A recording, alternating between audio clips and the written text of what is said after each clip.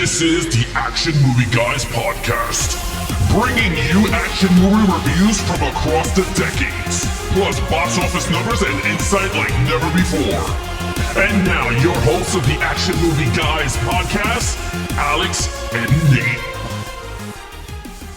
What's up, everyone? Welcome to episode number 226 of the Action Movie Guys podcast. I'm your host, Nate, and that's my co-host, Alex Figueroa. And on this episode, we are going to be going back to the year 2003, and maybe really all the way back to 2003 from some knowledge we got last episode to check out Robert Rodriguez's follow-up to Desperado. This happened, 8 years after the original? Once Upon a Time in Mexico. Alex, we shared a little bit last episode, but just as a recap, how long has it been since you've seen this movie? This had to be my second time watching it. I agree. I don't think I've seen this since I was in high school. This movie came out when I was in high school. It was the year before Sin City, which was like a big movie for me at that time. But this was one of my kind of first Robert Rodriguez in the theater experiences, and I don't think I've seen it since then. So when I was watching it, I didn't remember any of this storyline. So this is pretty much a first time watch for both of us almost. Before we get into it, let's go ahead and give you some Rotten Tomato scores. Now, if you remember, the first movie, in this case, we're going to do a little compare and contrast. First movie, just to remind you, was a 67 and a 79, which is pretty darn good for this kind of movie. This movie, you're getting pretty close with the critics. It's a 66 with the critics, so only 1% different. Audiences are a little bit lower with this one, 64%. So unlike the first movie, the audience and the critics are almost the exact same, but still both fresh over the threshold. It's a drop by 15% audience. Yeah. But only a 1% drop for critics. It's telling. But, I'm so weirded out. It's not weirded out. It's so weird that the movies that we do that we go, wow, these shits are good. It's great. Has a 20 critics. Yeah. Right? It happens all the time. Two Robert Rodriguez movies, which is so far-fetched, besides the other movies that we do, it's like a 66, 67. Yeah. So I'm honestly, the cool thing is like when it comes to critics, you really don't know the opinions. The opinions go so many ways here. But yeah, I mean, no, you know what? It's not far off, and I think that's a good sign, pretty much. Yeah. I can't wait for that Robert Rodriguez director spotlight whenever we get to it, because that's going to be quite an adventure. But let's go ahead and we're just going to jump right into it. Lead character in this one. Again, Antonio Banderas is back. He's a little older. He looks a little bit older, but he's still El Mariachi. Alex, you get to go first. What'd you think? All right, so this movie has a lot of characters. Yeah. And I know we're doing El Mariachi, Antonio Banderas, because it's the sequel to Desperado. Mm-hmm. But there's a lot of characters in this movie. I mean, you got Johnny Depp as Sands. You got William Dafoe, and I think he falls under the bad guys. There's a lot of bad guys in this, but 19 bad guys. There's 19 bad guys, and most of them are all legit there's like actors. Four good guys, right? Yeah. Because you also have Enrique Iglesias. And the other guy. As Lorenzo. Yeah. Yeah. You got him. You got, what's his name? You got Mickey Rourke as Billy, because he's good, right? Rourke, yep. Then you got Marco Leonardi. He plays Fredo, and he's the one that drinks a lot.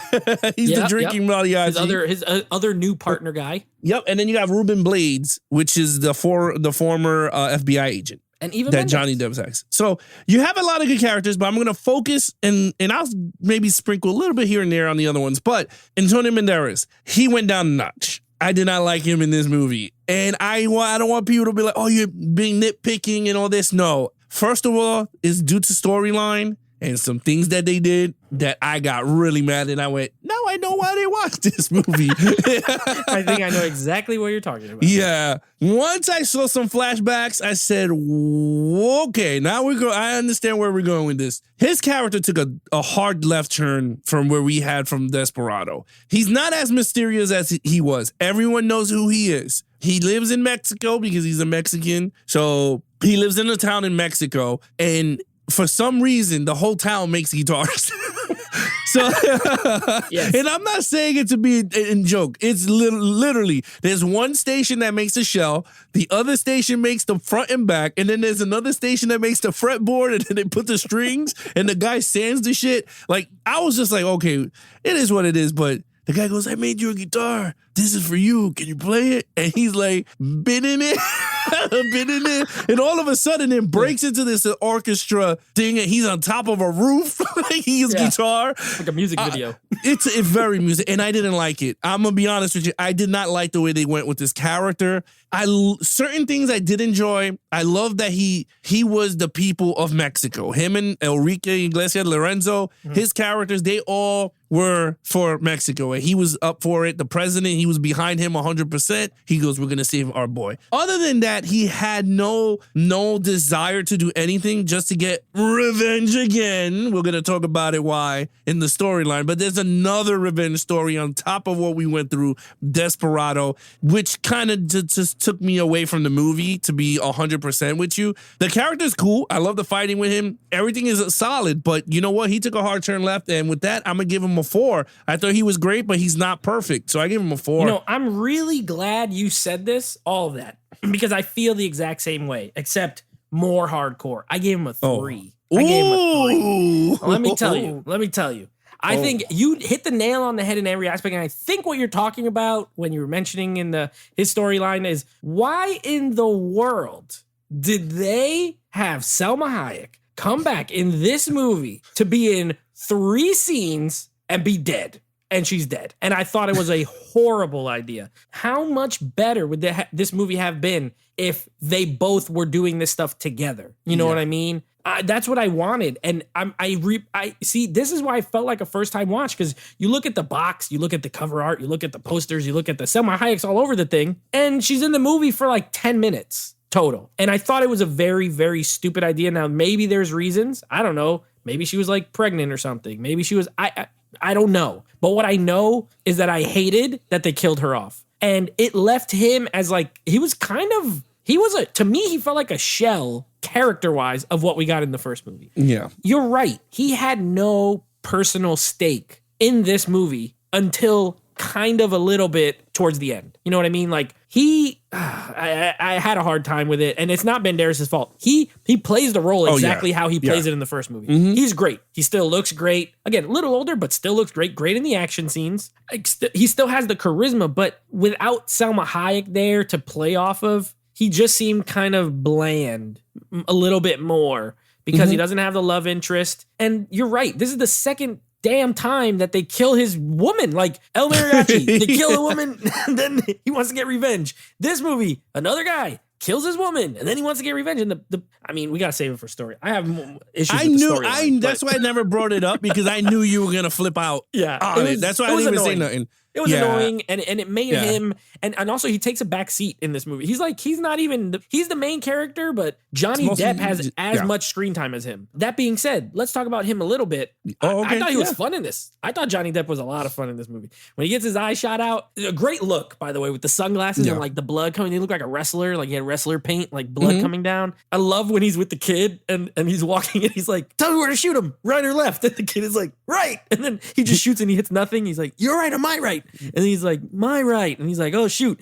And then he has to keep going because he didn't hit the guy. I like him. He almost has a better storyline and a more interesting character, which is unfortunate, because this is supposed to be Banderas' movie, and Depp kind of has a little more of the driver's seat. That said, he's really awesome. I did like him in this, but I had to give him a 3 because Banderas is supposed to be the man, and he's not. I agree with you. I'll just say a little bit about Sands, which played by Johnny Depp. I will say this. Johnny Depp is a bigger actor at that time than Antonio Banderas. So the minute people saw him in this movie, people flocked to the theater. They were, holy shit, Johnny Depp is in an action movie with, Desperado, because everyone remember that movie. So they go, holy shit. But I liked him a lot. I liked him. I was like, this is the Johnny Depp movies that I enjoy. He was quirky. I love when he goes to each restaurant and he shoots the chef because it's so good, because he has to bring balance. He has to bring balance to the restaurant world. And I loved it. I was like, you know what? I was like, that character is actually pretty cool. And he does a lot of, which we talk about his storyline. But in terms of Johnny Depp, you're right. Johnny Depp had way more screen time than in Mariachi, and it's due to the storyline. And that's the reason why what I'm going to give this storyline in this movie, it's going to reflect on this movie. But Johnny Depp, if I had to rate Johnny Depp, to be honest with you, I would give him a 4. I think he was great. I give him a 4 too. Yeah. We ain't gonna hold back in the storyline, or maybe at this part, a villain who, by the way, I normally we at least confer and be like, who's the main villain here? There's everybody. There's so many villains in this movie. Eva Mendes turns out to be a villain. Mickey Rourke is a villain who then kind of flips. Then there's Willem Dafoe. Then which is the true villain. He's the in main the villain, movie. and he's Yeah. on screen for 6 minutes, maybe 7. So what did you think? Oh boy, I gave it a Mexican Willem 1. Dafoe. I gave it a 1.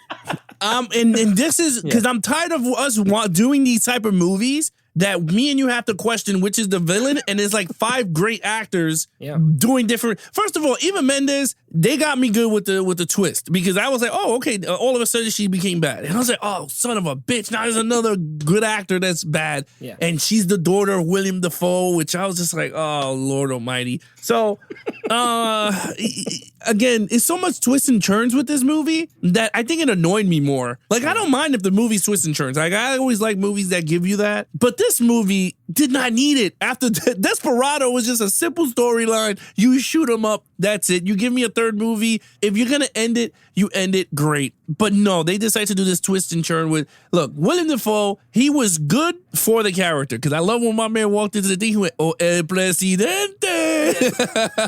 With his like dark man mask. His surgery face. Yeah, which was even whatever. Anyway, you had this dude, right? You had, and he was the killer. He's the guy who killed the FBI agent's partner. He goes, hey, did you kill Chuleta? And I was like, he killed a steak? Because I was like, I'll kill a steak too if it was that good. Yeah, if the pork chop is good, I'll tear up that Chuleta. Yeah. But yeah, he killed his partner. So it's like a whole weaving web of these characters connecting because of Johnny Depp and a lot of these characters. So we'll keep that for storyline. But as a villain, Willem Dafoe sucked because he was not entitled in throughout the whole movie. Mickey Rourke's character, he was okay, but not in the entire movie. Eva Mendes, she stunk because she was there for a little bit. And again, you don't see her much. I'm trying to figure out who else is more in this movie. There's also Marquez, is that the military guy? He was the bad guy, the one who killed. Oh, who killed Salma Hayek? Yeah. Marquez, another one. All in all, look, I'm just going to keep it short because it just makes no sense to talk about it because I know you're going to rip this a new one too. I'm just going to say this right now. In terms of storyline, it had way too many villains for this type of storyline, and it made the movie such not enjoyable at all to watch. That's all I'm going to say. But with that said, they all sucked. I gave it a 1. Neat. What a disappointment. What a disappointment. You know, you go into the movie, and I watched these literally back to back. Like, I finished Desperado, and I popped on the other one. So this is like, to me, this is one big story. And to go from a solid villain, again, not an earth-shattering, but a solid villain, to then you get to this movie and you're like, oh, shoot, Willem Dafoe. I love Willem Dafoe. And I don't care. I'm not one of these, like, he's playing a Mexican in this movie. Clearly not Mexican. I don't care. It's acting. I thought he was great. He's speaking Spanish. Everything. Okay, give me some brown Willem Dafoe. I don't care. Whatever. He looked tan. He was great. And then he's like, he has a scene, he seems bad, and then he's gone for like mad long, and he's playing the piano. You know, he's like an eccentric guy that is like, but he's just weird to be weird. And then you have Marquez, who's the general, who, oh, I can't wait to get the storyline. It doesn't make any sense why he's even in this. Then there's Johnny Depp. You don't really know his loyalty all the way. Like, he's CIA, but he also seems like he could be a bad guy too. Ultimately, it turns out he's not a bad guy. He might walk on the shady side, but he's not a villain. But he could be. You don't really know. Eva Mendes flips. Too many villains. None of them take the reins. None of them really grab it and be like, I am the villain of this movie. Even Mickey Rourke. I love Mickey Rourke. And he's like, okay, he's like the henchman guy. And he just flips on a dime. He's like, nope, yep, I'll give him up. If he went with the FBI guy. And I'm like, what is this? Like, none of them were strong. I gave it a 2. I don't disagree with your 1. I could have given it a 1, but I wrote down 2. So I'm just going to stick with that. But honestly, it's not good. Like, the villain category is weak. There's too many of them, and none of them are amazing. And they all lose too. None of them even put up a great fight is my point.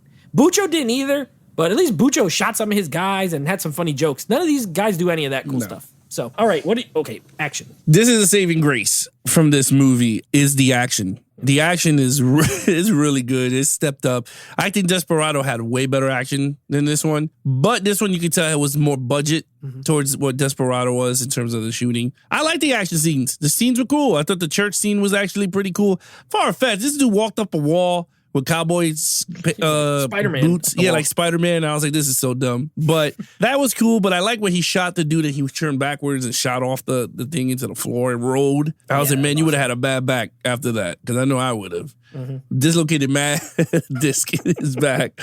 But anyway, I thought that was cool. I thought the plaza scene was pretty cool when Danny Trejo was like, I don't work for Sands, and I'm going to take you in for a bounty. He goes, I don't work for Sands, and you're going to die. And they all started shooting each other. Yeah. And I thought that was actually pretty cool. The ending scenes was all crazy. Lorenzo and the other mariachi shooting the army. That was pretty cool. The beginning, Salma Hayek, when they show Salma Hayek doing her thing, and she's beating the shit out of people. And I like the guy with the wagon with the liquor, because he kept going side to side. Oh, the bartender. Yeah, bartender. That was funny. That was funny. Yeah, that was cool. So like, the scene of all scenes, bro. When the guy goes, you have a guitar. Can you open that? And he opens it. It's just a guitar. It's just a guitar. And he starts playing. He goes boom, boom, boom, boom, boom, boom.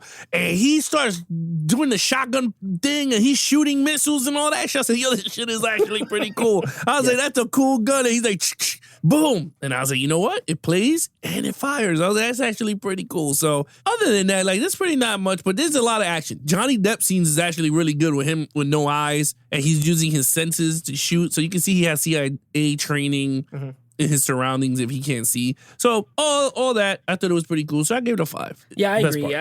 If there's anything I don't have an issue with in this movie, it's that. The action's great. I love that. This even adds in a chase scene. Right, he gets the little. Well, first he gets that like the little motor cart. It's not a motor. It's a motorcycle. Yeah, but it's attached to like a little taxi, and then he disconnects and he goes on it. It's awesome. Then he. I love the scene, and it looks practical. So it's the stuntman, sure, but when he jumps off the bike and into the car, like he crashes into the back of that old car and like hops in the driver's seat. Sick. Then he takes off in that car. He's driving around, and then he crashed a bus. And I love the bus crash scene because like that dude just gets like destroyed, and there's an explosion. Yeah. Like I'll never fault my man Robert Rodriguez for his action scenes. I love them. This movie's no different. Yeah, Desperados are better, but these are bigger. You know, like you said, more budget. But it works. They're fun. And they're the highlight of the film to me. Whenever stuff's exploding or getting shot. And then this time you get Enrique Iglesias got a flamethrower guitar case. That was new, right? Last movie he had a rocket launcher and machine guns. This time they got a flamethrower and the guy got a remote control car bomb guitar case. I was like, yes, I like it. You know what though? This is funny about the action. Oh, I gave it a 5 by the way too. A perfect score. I think the action's the best part of the movie. These movies feel very distinct. And if you know Robert Rodriguez filmography, Desperado very much feels like From Dusk Till Dawn, even The Faculty, in the sense of like more grounded, you know, really coming up, really creative. This feels more like Machete, if you've ever seen those movies, and Sin City, where it's like really over the top. He goes like really over the top. Now, it's his style, so I don't necessarily have a problem, but they feel very like of different eras of Robert Rodriguez. Desperado, and they don't feel like the same in the same universe at all, to be honest with you. So it's interesting to watch them back to back, but the action scenes are great. 5 out of 5. Okay, here we go. Storyline. A flat 1. It's a 1. Okay, so here we go. Let's just take care of Salma Hayek because I wanted to talk about this quick. Yeah. So she was with Marquez. Then El Mariachi came and took her from Marquez. When the hell did that happen? I really don't know. But one day, she was walking with their daughter, and they got shot up together. And I said, oh, so now they killed the daughter that we never saw on screen, and they killed Salma Hayek. So they lost the daughter and that, and they took her necklace, which I was like, oh, so he's going to get his necklace back. Because that's the whole point of the damn thing. So I was like, all right, whatever. I didn't like that at all. Once I saw that flashback, that shit started to deduct points in this storyline. I was like, this is not good. I thought that was horrible.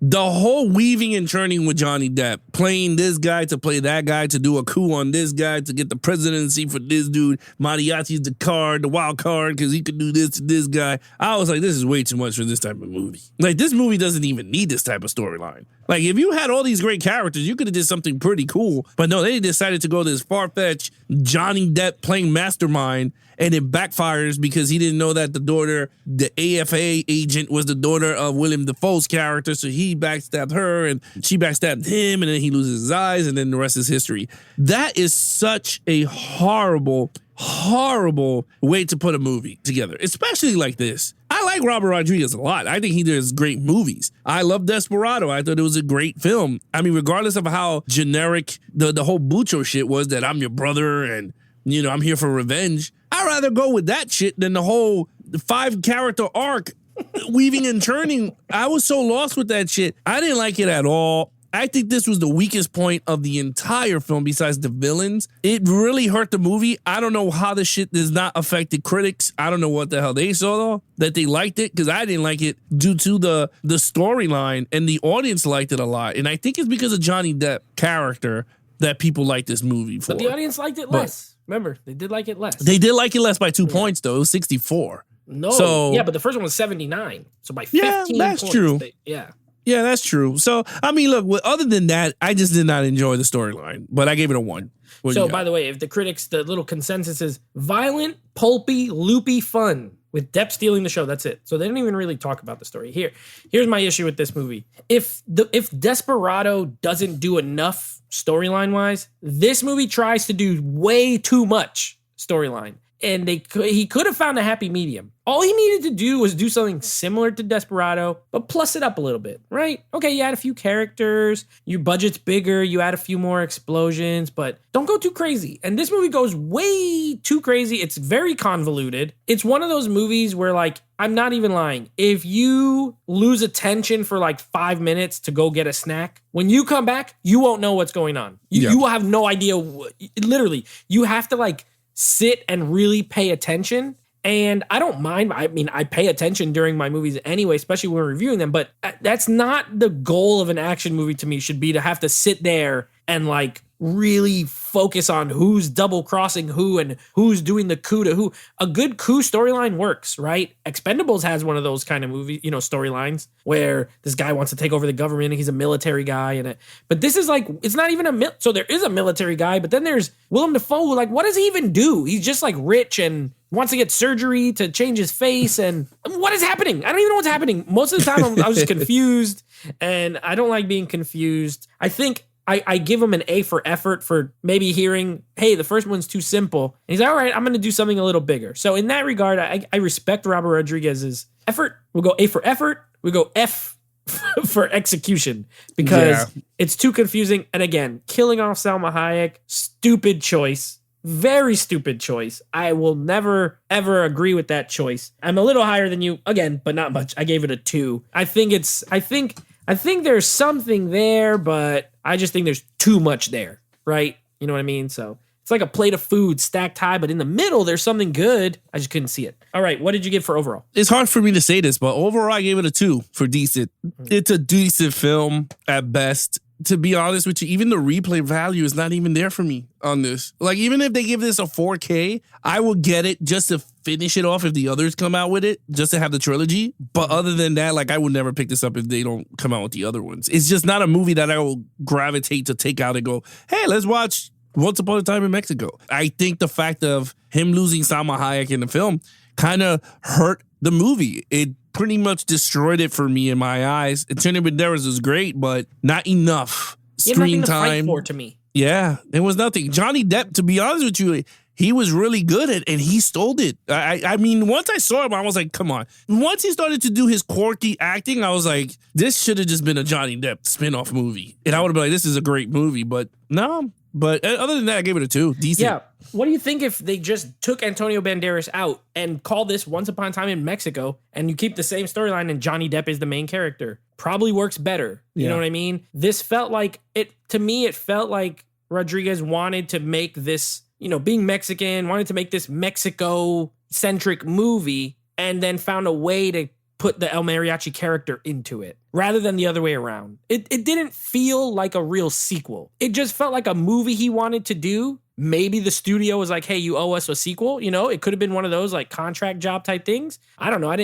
We don't do a ton of research. We just watch the movie and tell you our thoughts, but it could have been something like that. I think the movie's fun. I do. But rewatching it, I remember why I haven't rewatched it in a really long time. That being said, the action scenes keep me entertained throughout. I like the cast. The cast in this one is way, way better. I mean, the cast is good in the first one, but like way more famous in this one. Again, you got Cheech Marin, Trejo, Johnny Depp, Mickey Rourke, Willem Dafoe, Antonio Banderas. Selma Hayek is in it, but Eva Mendes, like, you know, Enrique Iglesias. There's just so much stuff that doesn't make sense. Like in the first movie, remember in the beginning he's singing and the two guys are there like singing with him. They're his band. So then when they show up to fight, you get it. And this one, these two guys, like, how did he even know them? Where the heck did he meet them? They like, there's not enough story.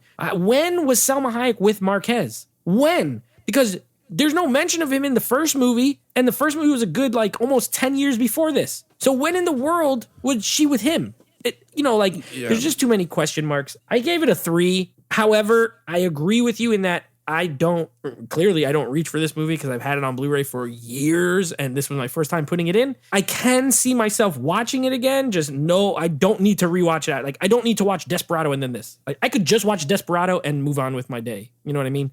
So I liked it a little more than you, but I had all the same issues as you had. So, what's your total points? One thing I will say though, maybe you might agree with me. Does it feel like this movie was supposed to not be a continuation of Desperado and it was going to be its own that's what I mean. Yeah, like it's like like if you haven't seen Desperado and you put this in, it's a new storyline without, whatever. Yeah, this is like almost standalone. Like if you've never seen Desperado and you watch Once Upon a Time in Mexico, you're fine. Like, you can just watch it that way because they just use Selma in flashbacks. You'd be like, oh, look, it was his girlfriend and she died. But you won't have any of the relationship that you had in the last movie. It's probably better to watch it that way. Now that you say it, it's probably better to just watch it as its own movie and never see Desperado. Maybe you'll like it better. But if you watch them back to back, you won't like it. No, you don't. Because I'm thinking about it now while you were giving your review, and I was like, wait a minute. I was like, it could be that since it was a 8-year later film, he maybe thought that people forgot about Desperado and was just like, all right, let's just make these characters up,